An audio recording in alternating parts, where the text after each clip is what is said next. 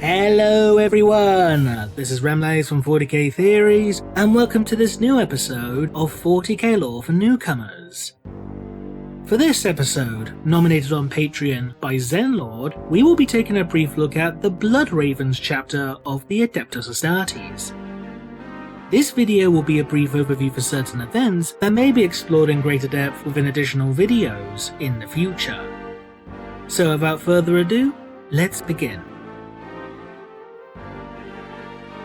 While the enemies of the Emperor still draw breath, there can be no peace.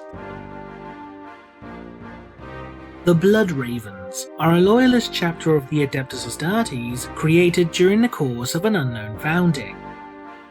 Like all Space Marines, each member of the Blood Ravens is a genetically augmented transhuman super soldier, which is larger, stronger, tougher, and faster than a baseline human.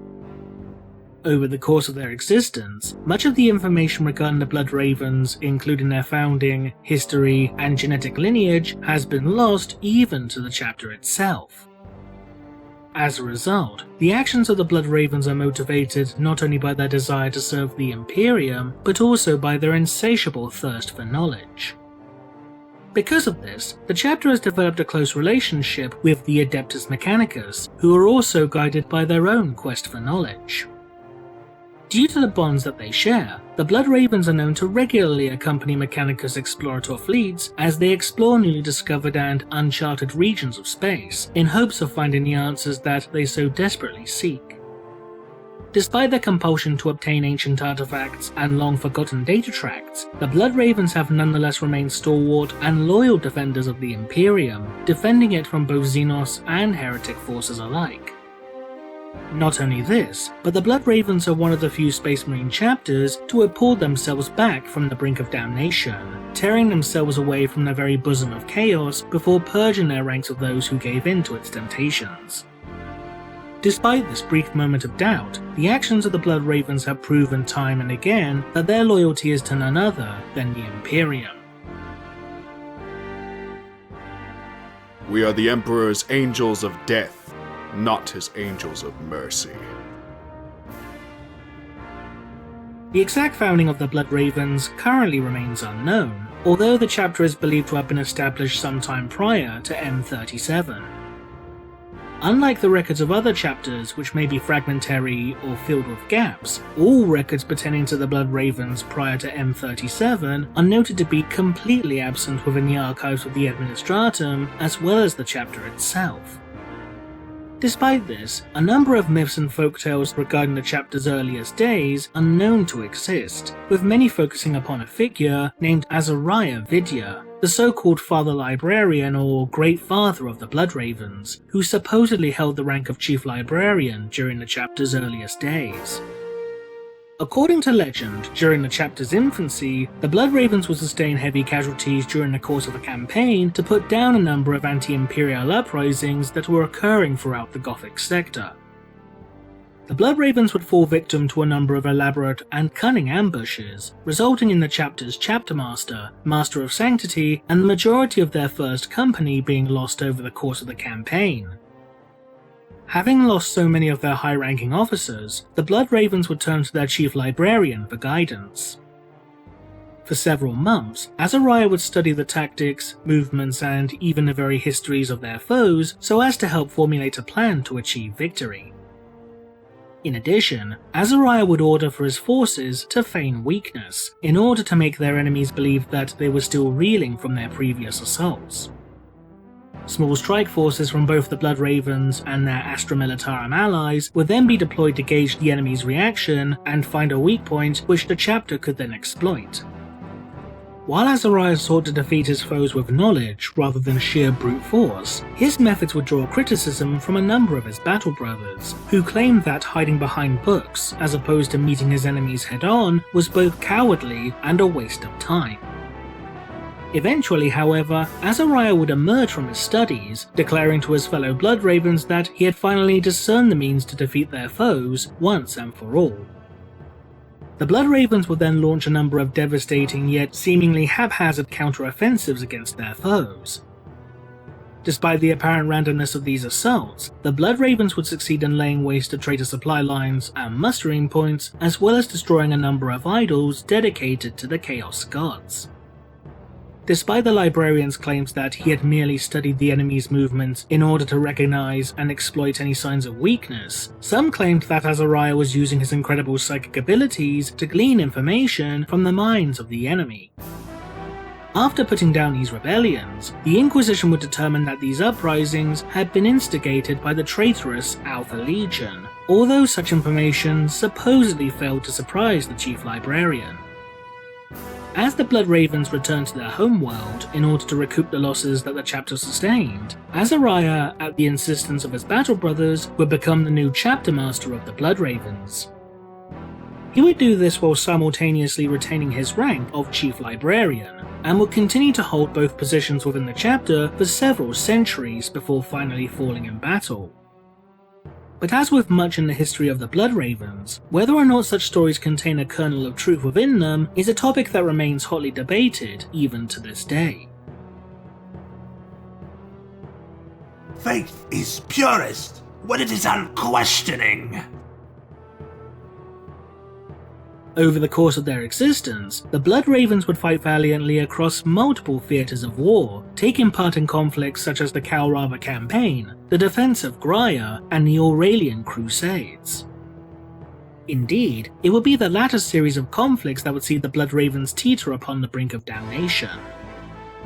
In late M41, the chapter's long-lost homeworld of Aurelia, which had been dragged into the depths of the warp at some point in time, would finally emerge back into real space, bearing with it a massive Black Legion warband led by the Chaos Lord Aragast the Pillager. The 3rd and 5th companies of the Blood Ravens would quickly move to intercept this threat, only for an Orc warband and a host from the Eldari craft world of Biotan to make their presence known throughout the subsector, plunging the region into a 4-way war. Soon after this, a Tyranid-infested Space Hulk designated the Judgment of Carrion would also re-emerge back into real space. The arrival of this Hulk would be deemed to be ominous by some, as it was upon this very vessel many centuries ago that Azariah Kyrus, the current chapter master and chief librarian of the Blood Ravens, would become stranded as it translated back into the warp, only to return to his chapter 5 centuries later. Despite this, Gabriel Angelos, the captain of the Blood Ravens' 3rd Company, and Force Commander Aramis of the chapter's 5th Company would agree to send a strike force to investigate the Hulk, in order to search for any ancient technologies that could help them defeat the Black Legion. In addition, Angelos would use this opportunity to gather potential intelligence to discover what truly happened to Kyrus all those centuries ago, as Angelos believed that Kyrus' miraculous return to his chapter after being trapped within the warp for so long was an ill omen. Aboard the Hulk, the Blood Ravens would discover the long-dead bodies of warriors from their chapter's 5th Company, who had investigated the vessel when it first rematerialized back into real space, along with Kyrus. Among the bodies of the fallen, the Blood Ravens would discover valuable intelligence that seemed to suggest that the leader of this expedition, an apothecary named Galen, had fallen to chaotic corruption.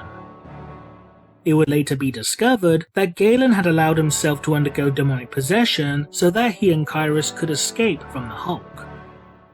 As the Blood Ravens continued to defend the subsector from both traitor and Xenos forces, Apollo Diomedes, the captain of the 1st Company, would bring word from Chapter Master Kyrus that the Blood Ravens were not to engage the Black Legion in battle, and that they were to stand down immediately. Captain Angelos and Commander Aramis would ignore this order, however, and would continue to launch various assaults against Aragast's forces. Eventually, Angelos would discover that Kyrus had fallen to the temptations of chaos, and had sworn a pact with a demon of Nurgle named Ulker. Upon learning that Kyrus intended to sow the seeds of corruption throughout the entire chapter, Aramis will lead a strike force to the world of Calderis, coming into conflict with Galen, who was now confirmed to also be tainted. After slaying the apothecary and his corrupted bodyguards, Aramis and his men would be confronted by Diomedes. While the bulk of the chapter's 1st Company had fallen to chaotic corruption, Diomedes himself appeared to remain a faithful servant of the Imperium. While he was shocked and initially disbelieving of the allegations made against their chapter master, he would nonetheless allow both Angelos and Aramis to continue their assault against the Black Legion. After defeating Aragast's forces upon the surface of Aurelia and sealing away the demon Ulkea, who had been summoned into the material realm by the Dark Apostle Eliphas the Inheritor, Captain Angelos would be declared a traitor and renegade by Azariah Kyrus. Unwilling to spill the blood of those battle brothers that remained loyal servants of the Imperium, who themselves remained ignorant of the growing corruption within their chapter, Angelos and the warriors under his command would go into hiding, while Diomedes would privately investigate the accusations of heresy made against Kyrus. 10 years later, during the course of the Third Aurelian Crusade, Diomedes would learn that the Inquisition intended to unleash exterminatus upon the various worlds of the Aurelia subsector, an act which the Eldari of Bieltan had attempted to prevent. To his horror, the first captain would also discover that Kyrus had intended to utilize the various acts of exterminatus as a sacrifice to Khorne, the chaos god of bloodshed and murder, in order to obtain demonhood. Kyrus would then travel to the dead world of Cyrene in order to prepare for his ascension. The loyalist Blood Ravens under the command of Gabriel Angelos, determined to stop their traitorous chapter master, would launch an assault upon the world, encountering a vast horde of traitor warriors from the Black Legion, Astra Militarum, and even corrupted Blood Ravens. As Kyrus began his ritual of ascent, Angelos' forces, supplemented by loyalist warriors from the First Company under the command of Diomedes, would succeed in preventing Kyrus from fully achieving apotheosis, slaying the traitorous chapter master in the process, although Angelos himself would be grievously wounded during the battle.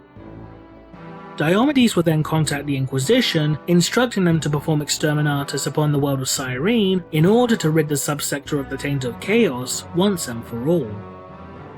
In the aftermath of this battle, those traitorous Blood Ravens that pledged themselves to Kyrus would be purged from the chapter's ranks. Upon recovering from his injuries, Gabriel Angelos would be appointed as the new chapter master of the Blood Ravens in recognition of his deeds and unwavering loyalty to the Imperium. Knowledge is power. Guard it well. The Blood Ravens are officially a fleet-based chapter, despite having once had a homeworld of their own many centuries past, drawing their recruits from a number of different worlds. The Blood Ravens are also commonly regarded to be a Codex-compliant chapter, adhering to the tenets laid out within the sacred text known as the Codex Astartes, albeit rather loosely.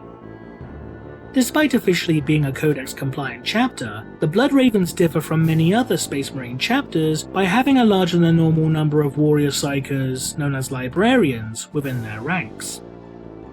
The reasoning behind this unusually high number of librarians is speculated to be due to the various worlds that the chapter draws its recruits from. Various studies performed upon the chapter's gene seed types have shown that there is no genetic reason for the Blood Ravens to have such a vast number of psychers, suggesting that the chapter's recruitment worlds have populations that demonstrate an above-average psychic potential. Because of this, it's fairly common for the chapter's librarians to hold multiple ranks, such as being a dual captain librarian or even holding the position of both chapter master and chief librarian simultaneously. Those psychers that hope to become a Blood Ravens librarian will undertake a number of highly dangerous trials which seek to test their will and mental prowess to its breaking point. Those that fail in this task are either immediately executed to avoid them becoming conduits for demonic entities, die from their exertions, or succumb to horrific mutations or even insanity. Those who fail in their trials but survive will typically be locked away within a structure located upon the Omnis Arcanum, the battle barge which serves as both the chapter's flagship and fortress monastery, known simply as the Tower, serving as a warning to all prospective aspirants that fail in their trials.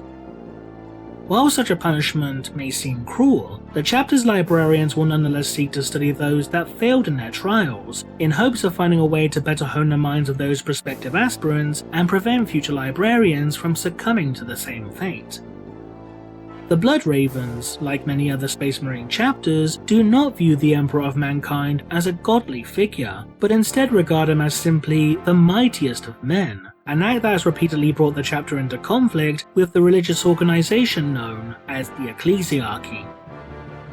In battle, the Blood Ravens prefer to study their foes, probing for potential weaknesses as opposed to charging headlong into battle like many of their contemporaries, although the chapter's warriors will nonetheless fight with ferocity once unleashed upon the enemy. The chapter's primogenitor Primarch has yet to be officially identified, with both the Imperium and the Blood Ravens themselves being unaware of the chapter's lineage. Because of this, the Blood Ravens are known to direct their idolization towards the Emperor himself in the place of any Primarch, leading to them praising the Emperor with an intensity that is only eclipsed by those few chapters that actively worship the Master of Mankind as a god. While the chapter's parent legion remains unknown, with various rumours suggesting a connection to the Raven Guard, Dark Angels, or even the Thousand Suns Traitor Legion, the gene seed of the Blood Ravens nonetheless displays high stability with little to no evidence of mutation. Regardless, the chapter hopes to one day discover the truth behind their genetic heritage. And that concludes this edition of 40k Lore for Newcomers. If you liked this video, consider supporting us on Patreon for more content. To those that are new to 40k, we hope you learned something. So leave a comment below, and thanks for watching.